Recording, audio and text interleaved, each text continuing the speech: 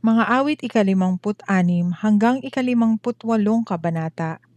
Sa mga kabanatang ito, mababasa natin ang mga awiting tungkol sa pagtitiwala sa Diyos sa gitna ng takot, pananalig sa kanyang proteksyon, at panawagan para sa kanyang katarungan.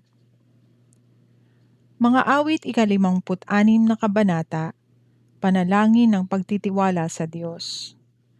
Maawa ka, Panginoon, ako'y iyong kahabagan. Lagi akong inuusig, nilulusob ng kaaway.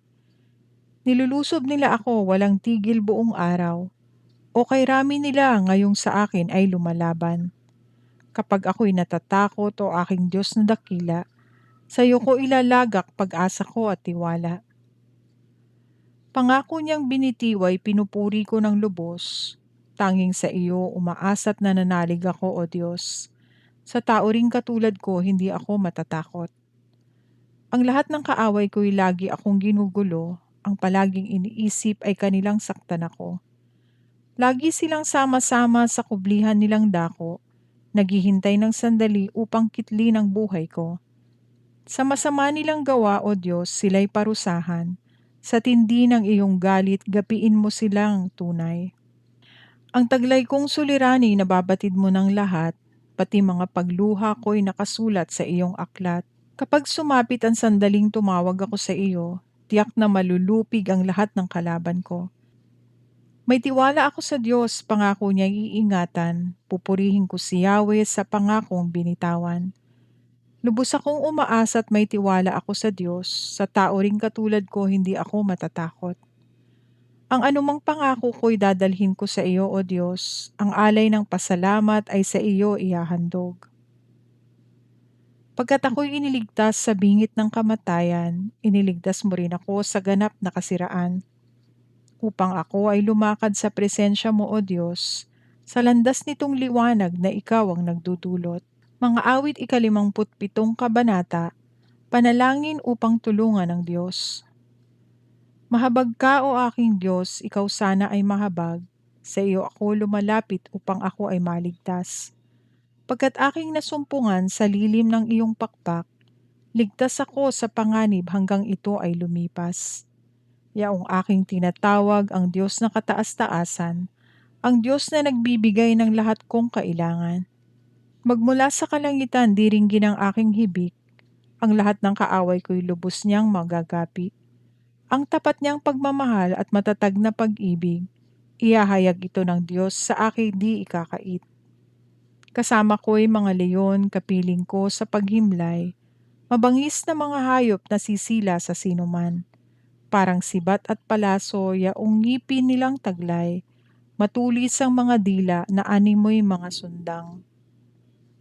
Purihin ka nawa, O Diyos, sa rurok ng kalangitan, dito naman sa daigdig ay ang iyong karangalan.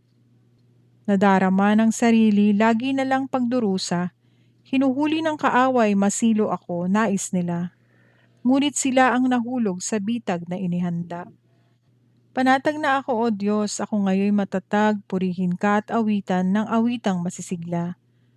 Gumising ka, kaluluwa, gumising ka't purihin siya. Gumising ka't tugtugin mo yaong lumang lira't alpa. Tumugtog ka at hintayin ang liwayway ng umaga. Sa gitna ng mga bansa, kita'y pasasalamatan. Yahweh, ika'y pupurihin sa gitna ng iyong bayan. Pag-ibig mong walang maliw ay abot sa kalangitan, nadarama sa itaas ang lubos mong katapatan. Purihin ka nawa, O Diyos, sa rurok ng kalangitan, dito naman sa daigdig ay ang iyong karangalan.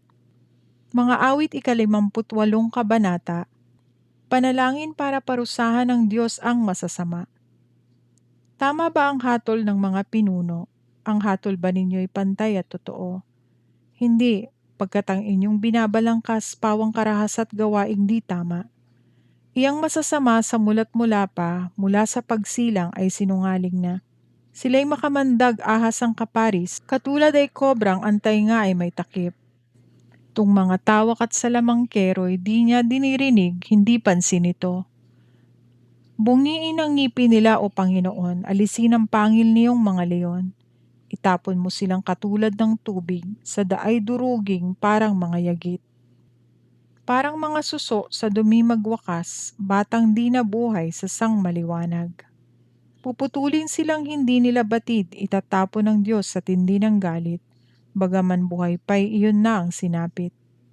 Ang mga matuwid na may magagalak kung ang masasamay parusahang ganap, pagkakita nila sa dugong dumanak, hindi mangingiming doon na tumahak.